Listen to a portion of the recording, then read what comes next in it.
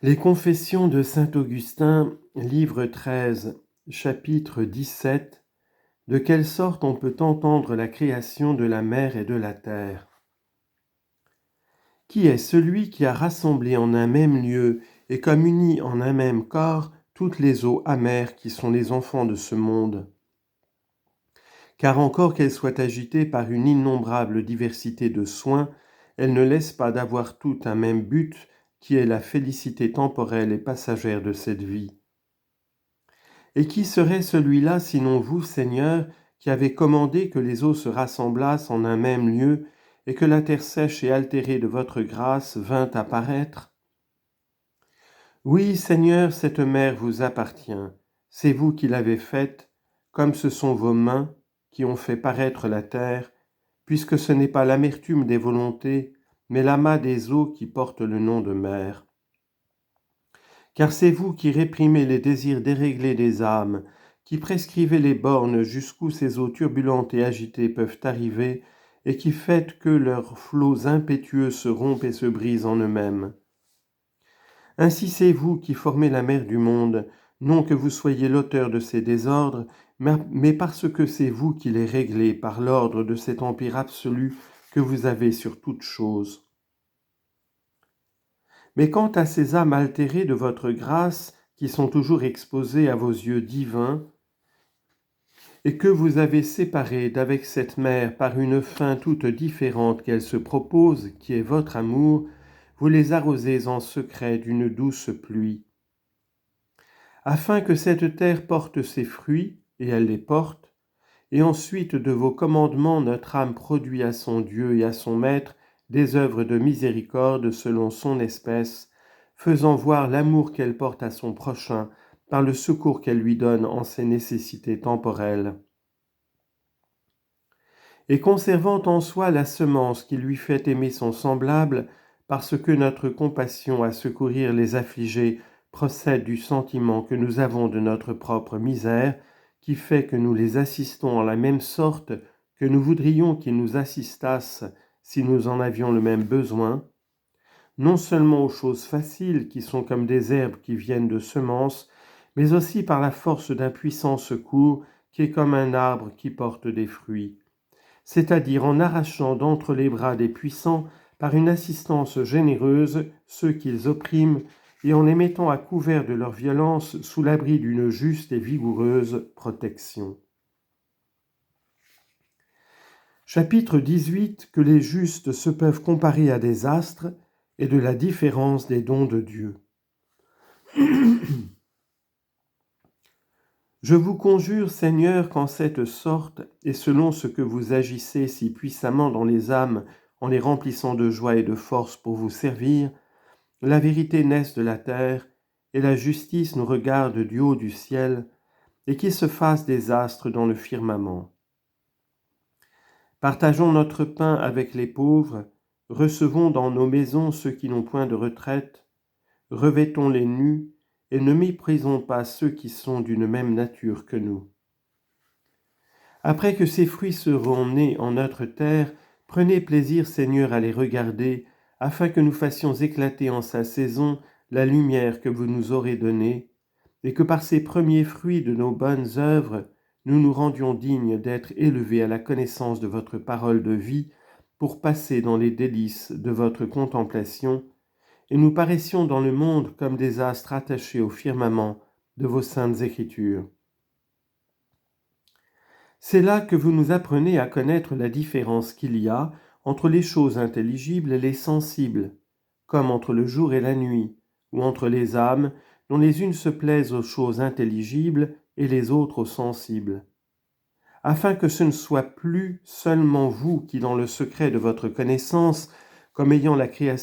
avant la création du firmament, divisiez la lumière d'avec les ténèbres, mais que ceux qui sont animés de votre esprit et par l'infusion de votre grâce dans le monde sont placés et rangés par ordre dans ce même firmament, éclairent aussi la terre, fassent la distinction d'entre le jour et la nuit, et marquent la différence des temps, parce que l'ancienne loi est passée pour faire place à la nouvelle, que notre salut est plus proche que lorsque nous avons commencé de croire, que la nuit a cédé au jour qui s'est approché, et que vous bénirez l'année et la couronnerez de vos biens, lorsque vous enverrez des ouvriers dans votre moisson, où d'autres ont déjà travaillé quand elle a été semée, et que vous en enverrez aussi dans une autre moisson qui ne se recueillera qu'à la fin des temps. Ainsi vous accomplissez les vœux du juste et vous bénissez ses jours. Mais quant à vous, vous êtes toujours le même, et vous conservez et mettez en sûreté dans nos années qui ne finiront jamais, nos années volantes et passagères. Car par votre conseil éternel, vous distribuez en certain temps sur la terre les biens célestes. Vous donnez à l'un par votre esprit la parole de sagesse, qui ressemble à un soleil au regard de ceux qui se plaisent à voir la claire lumière de la vérité, comme dans la naissance d'un beau jour. Vous donnez à un autre par le même esprit la parole de science, qui est comme l'astre de la nuit. À un autre la foi, à un autre le pouvoir de guérir les maladies, à un autre le don des miracles, à un autre celui de prophétie, à un autre celui de discerner les esprits, à un autre celui des langues. Et toutes ces diverses grâces sont comme autant d'étoiles formées par un seul et même esprit, qui distribue ses dons à chacun comme il lui plaît, et fait reluire et éclater ces étoiles pour le bien et l'avantage de vos élus.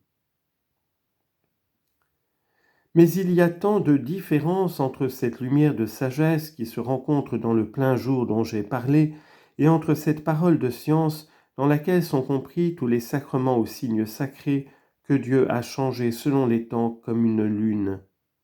et ces autres dons que j'ai mis au rang des étoiles, que ces derniers ne sont en comparaison du premier que le commencement d'une nuit. Mais ils sont nécessaires à ceux à qui votre grand serviteur Paul n'a pu parler comme à des hommes spirituels, mais seulement comme à des hommes charnels. Lui qui savait parler le langage de la sagesse avec les parfaits. Car l'homme terrestre qui est petit en Jésus-Christ et comme un enfant à la mamelle ne doit pas être tout à fait abandonné de lumière dans la nuit où il est encore, mais il faut qu'il se contente de la clarté de la lune et des étoiles jusqu'à ce qu'il soit assez fort pour manger des nourritures solides et que ses yeux soient assez fermes pour regarder le soleil. Vous, mon Dieu, qui êtes la sagesse infinie, vous nous instruisez dans le firmament de vos saintes écritures, afin que nous discernions toutes choses par une contemplation admirable, quoique nous voyions encore, sinon au travers des figures, et qu'étant sujets à la loi du temps, nous soyons renfermés dans les bornes des ans et des jours. Chapitre 19. Moyen d'arriver à la perfection. Mais auparavant, dit le Seigneur, lavez-vous, nettoyez-vous et purifiez vos âmes de toutes leurs tâches, afin que n'étant plus souillés de la corruption du péché, vous paraissiez devant mes yeux ainsi qu'une bonne terre. Apprenez à faire de bonnes œuvres, rendez justice à l'orphelin, et maintenez le droit de la veuve, afin que cette terre de vos cœurs produise des herbes en abondance et des arbres fertiles en fruits. Venez, et que je vous instruise, dit le Seigneur, afin de vous rendre des astres dans le firmament du ciel, et que vous éclairiez la terre. Ce riche de l'Évangile demanda au bon maître ce qu'il devait faire pour acquérir la vie éternelle. Que ce bon maître, qu'il croyait n'être qu'un homme, et qui est bon parce qu'il est Dieu, lui dise que s'il veut arriver à la vie, il faut qu'il observe les commandements, qu'il fuit la corruption du péché, qu'il ne soit ni homicide, ni adultère, ni larron, ni faux témoin, afin de paraître ainsi qu'une bonne terre, et que de là naisse le respect envers les parents et la charité envers le prochain. « J'ai fait toutes ces choses, répondit-il. Et d'où procède donc tant d'épines si cette terre porte de bons fruits ? Va, arrache ces buissons épais de l'avarice, vends tout ce que tu possèdes, donne-le aux pauvres, et tu seras comblé de biens et auras un trésor dans le ciel. Et suis le Seigneur si tu veux être parfait. » Et du nombre de ceux qu'il instruit dans la divine sagesse,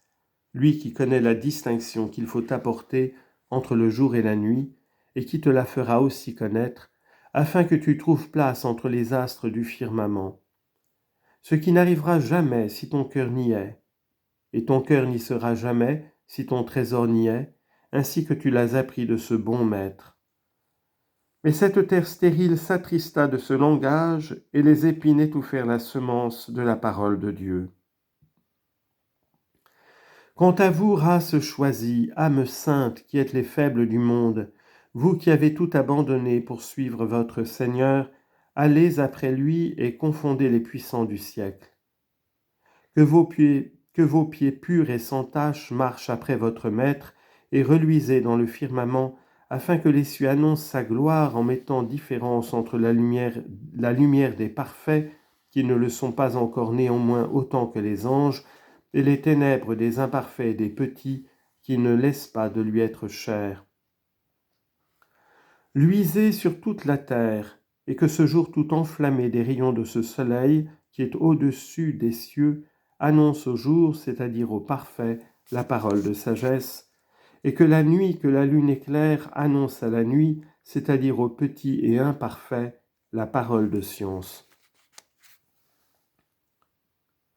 La lune et les étoiles luisent dans la nuit, et la nuit ne les obscurcit pas, puisqu'au contraire elle l'illumine autant qu'elle est capable d'être illuminée.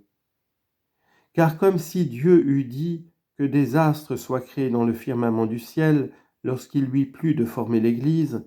on entendit soudain un grand bruit venant d'en haut, tel qu'un tourbillon violent, et l'on vit comme des langues de feu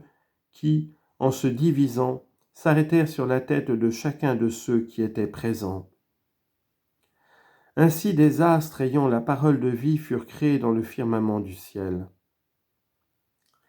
Courez partout, feux sacrés, feux admirables, car vous êtes la lumière du monde.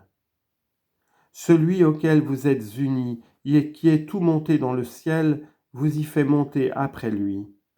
Courez donc et faites-vous connaître à toutes les nations du monde.